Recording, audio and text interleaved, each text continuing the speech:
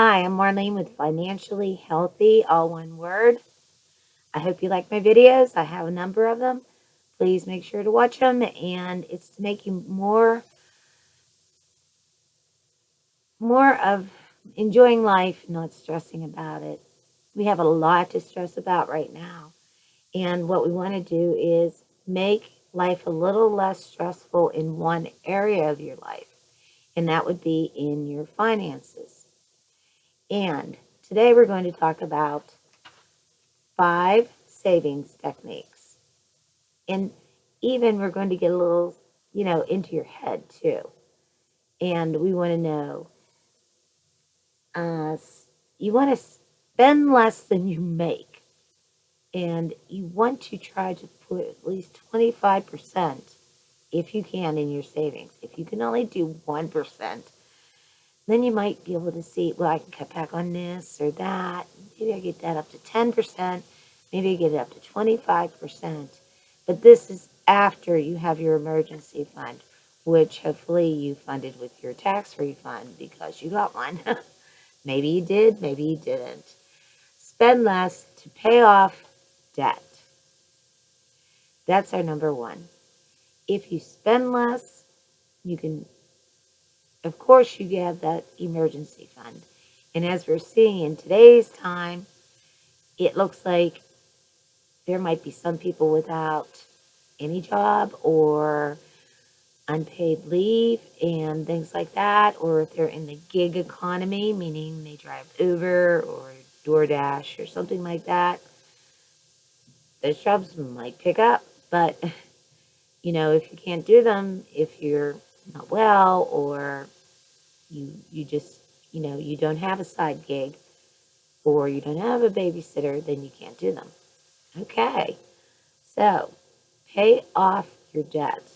Once you are free of debt, will feel like shackles basically coming off of you. Debt is a chain that keeps you tied with high interest and stuff. 2, the credit cards. Start with your credit cards. Start, as we said before, do the snowball effect. Start with the lowest amount owed. Pay that off. Work like a devil until you pay that off. Well, not like a devil, but work very hard until you pay that off. Plus, you're still making your minimum payments on how many other credit cards you have. Then once that credit card is paid off, you take the extra money you've been putting on it, and you also take the money you used to pay for the minimum. You go to the next card. Now you're making the minimum on 4 cards, so you have 5. And then you are then bringing that number down. The more you work on this, the less amount in savings you will make because there'll be less of an amount to charge you interest on. Then that card's gone. You know the drill. Do it. You'll really enjoy it. I use a credit card. I pay it off every month. It actually automatically comes out of my checking. I don't even have to write checks anymore, hardly. So that's really nice. And of course, fund an emergency fund. We've gone over this. You have to set goals. Your goals are to pay off your credit cards. And then once you get that done, well, first of all, your first goal was to have your emergency fund. Once you get that done, that's great. Boy, that's showing yourself, I can do this. It's not so painful. I've given up some things, but I've gotten a good night's sleep for the first time.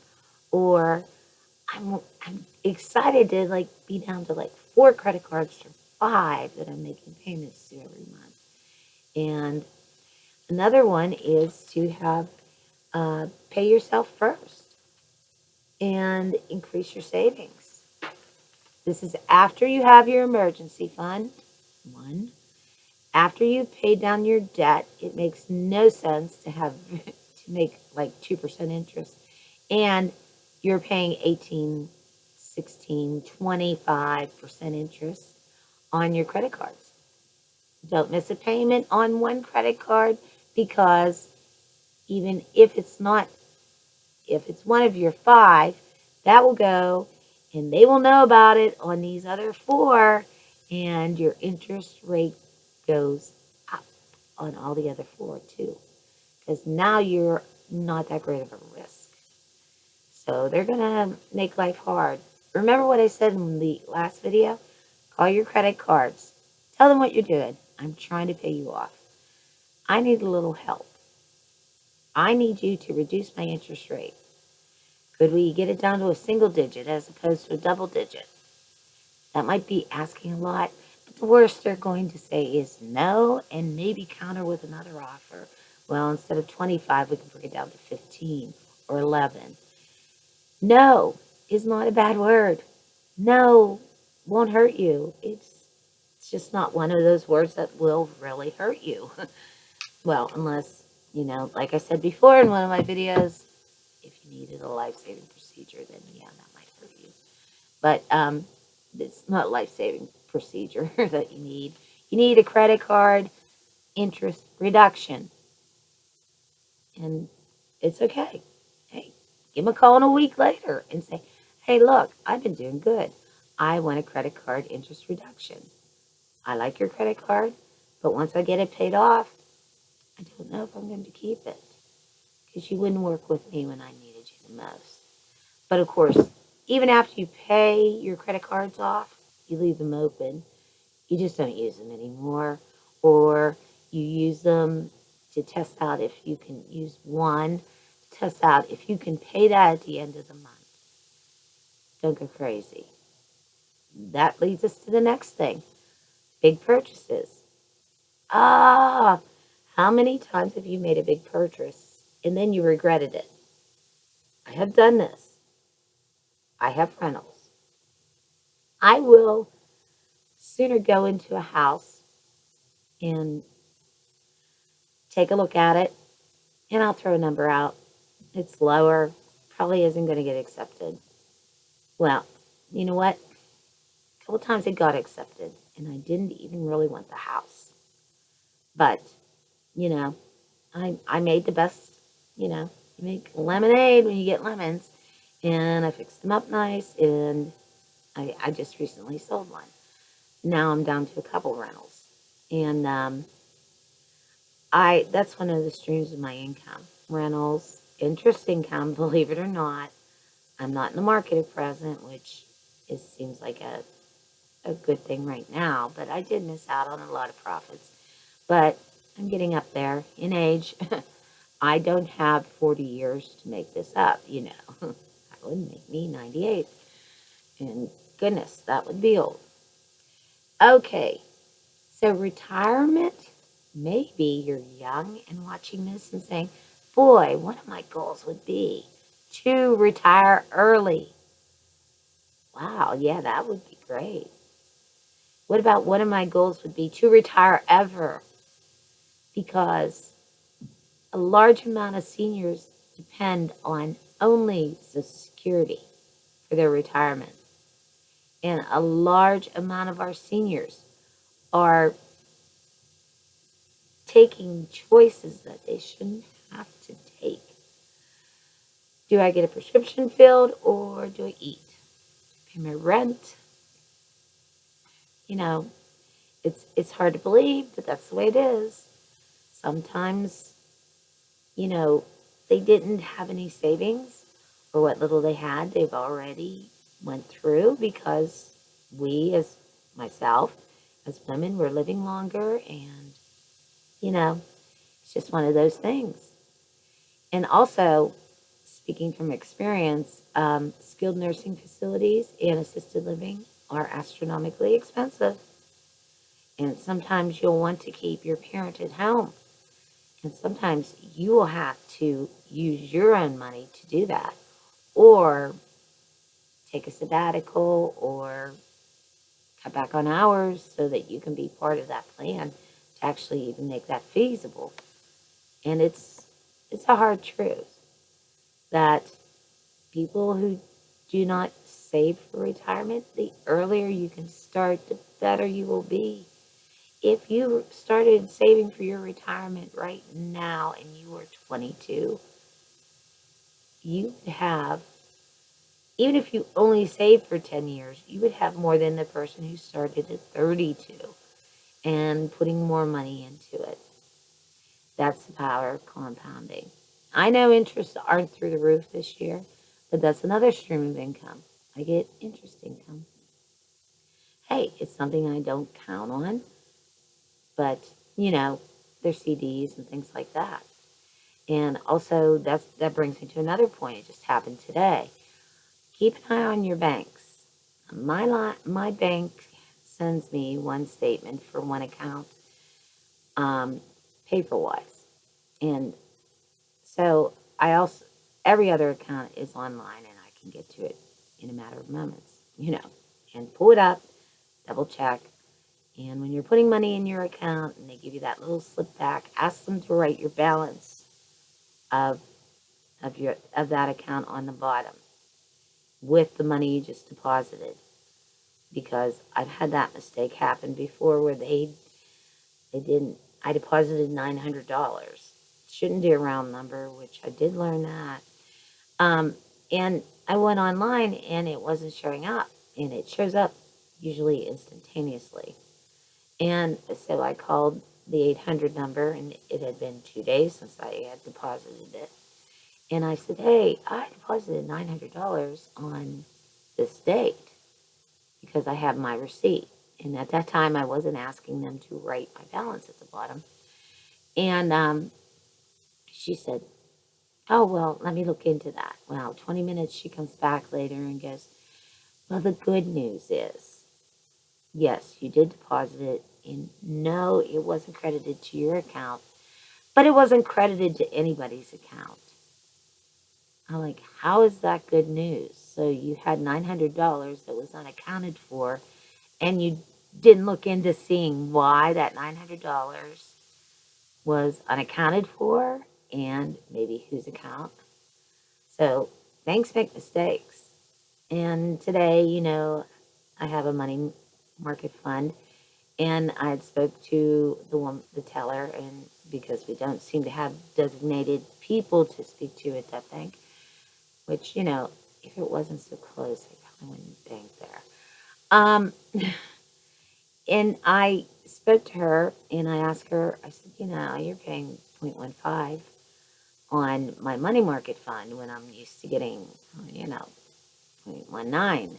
She said, well, that was just promotional. I said, well, you call and see if they will reconsider, making that a little better. And so she called back and said, oh, yes, they'll go up to 0.14. I'm not making a ton of money on it, but it's still more money than 0.15. 1.4 is a lot more money than 0.15. And so I checked my statement, which that one statement comes in paper, and it's still at 0.15. And I'm like, whoa, that's not right. So I called. Yes, the bank made a mistake and they'll credit the account.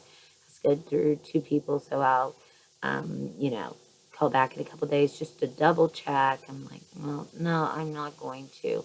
I'm expecting it to go through this time. So banks make mistakes.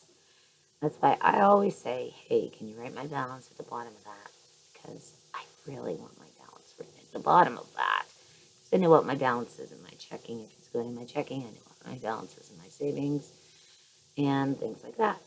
So don't ever think places don't make mistakes. So I guess out of the 5 goals, number one thing I want you to know, you can do it. Set goals. Write them down. Read them every morning. Yeah, everybody wants to retire someday, I hope. And everyone wants to make sure, you know, at present they have enough savings to help a family member, especially an elderly one.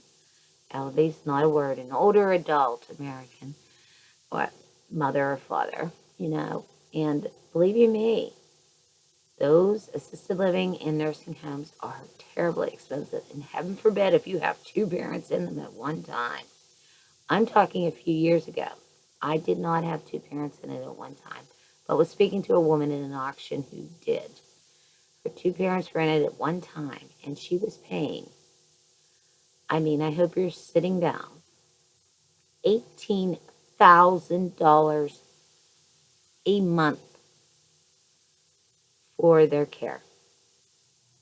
So you might even want to sit down and have a talk with your parents about, hey, if you're younger, in your 20s, your parents are probably in their 40s, 50, and say to them, hey, how are you set for retirement, and what are your goals for retirement?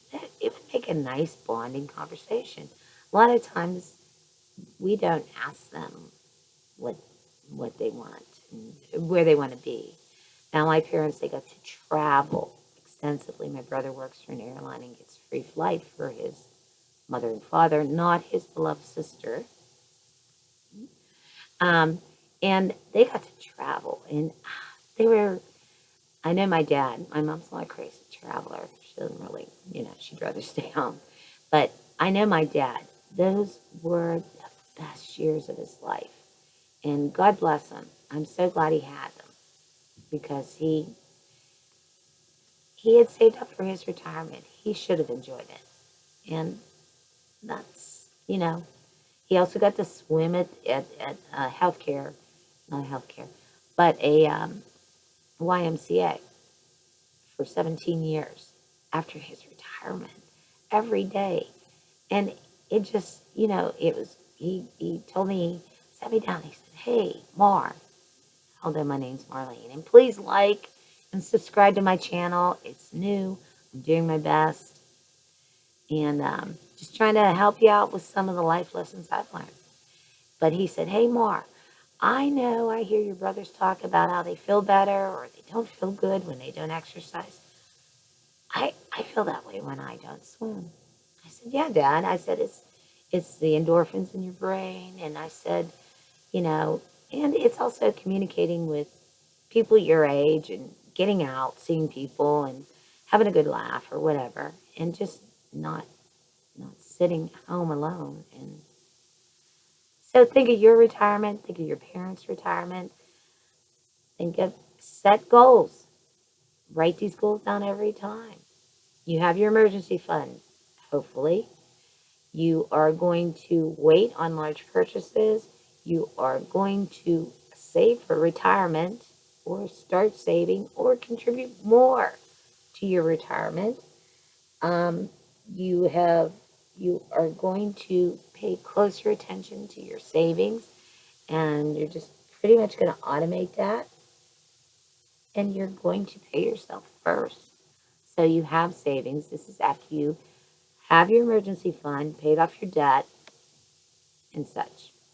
So I wish you luck and I wish you well, and this is going to work out. Remember, thoughts become actions, actions become habits. Let's make some new ones. Thanks for watching. Hey, look forward to seeing you again. Bye. Make sure to subscribe and like, please.